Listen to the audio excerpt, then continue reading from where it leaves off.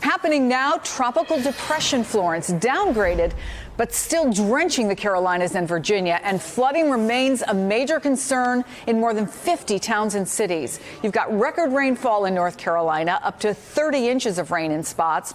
Officials are warning drivers to stay off the roads because parts of I-40 and I-95 are now cut off by those floodwaters.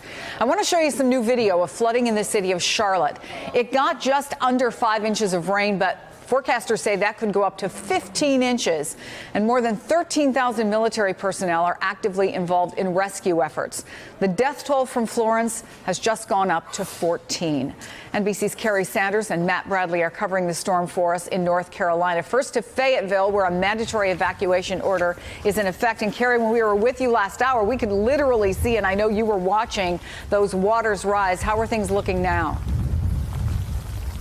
Well, I thought what we would do is set up an experiment, so we're not going to move the camera because we've been rolling since I last talked to you. I'm going to step out of the way and we'll adjust the focus here. And what we've done is we've put the camera here on this bridge to watch the water rise. And we're actually at a wide portion of the river just to see how quickly it comes up. So when we first set up about 42 minutes ago, we didn't really have much water really coming on the bridge. And the lower right-hand corner there, you can see it's now just beginning to come over. This will be sort of a calculation of how quickly the water is rising. And again, we're in a wide portion here. I want to take you up above with the drone right now. As you take a look at the drone pictures of Fayetteville, you can see portions of downtown Fayetteville are flooded. That is why 2,800 people have been told, or 2,800 residents, those are homes, have been told that they have to evacuate. So there's going to be quite a number more. Right here in the county, they've opened up 7 shelters, and there's 1 private shelter that's open. 2 of those shelters will accept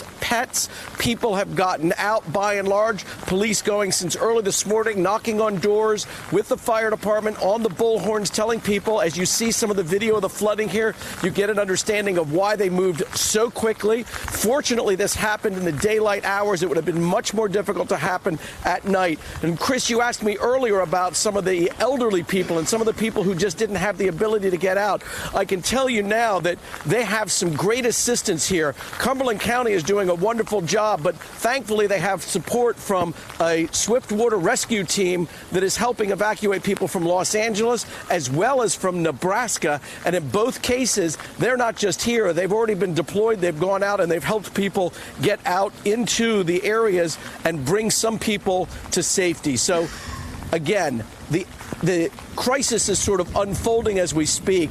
To give you an idea, we're calculated right now to be at about 35 feet above flood stage. It's expected to go to a record, an incredible 62 feet. Clearly, where I am will be well underwater, and we've done a little bit of a calculation that the flow of the water here is going at somewhere around 6 to 8 miles per hour. Wow. So remember, in that sort of water, in 3 inches, it can knock you down. So you don't want to go out actually into the flow of the water. Kerry Sanders, stay safe out there. We will be checking back in with you throughout the day. Thank you so much for that incredible footage from both on the ground and in the air. I want to go to NBC's Matt Bradley now. He's in Lumberton, North Carolina. What's going on where you are, Matt?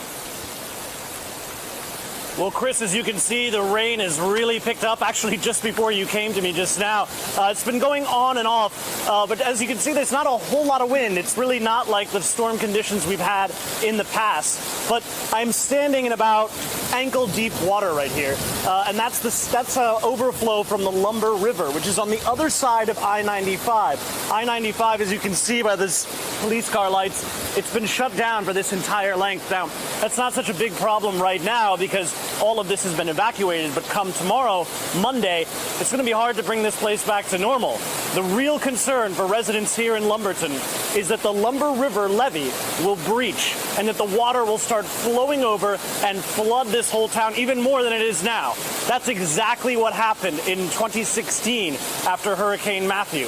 It was a disaster here. Several people were killed. Residents were telling me that then the water level rose from where it is now to almost chest level. And that was deadly. And it was very hard to recover because, remember, Chris, this is one of the poorest regions in America. This is actually one of the poorest towns in North Carolina. And a lot of people here just really, they can't take another disaster like Hurricane Matthew from 2016.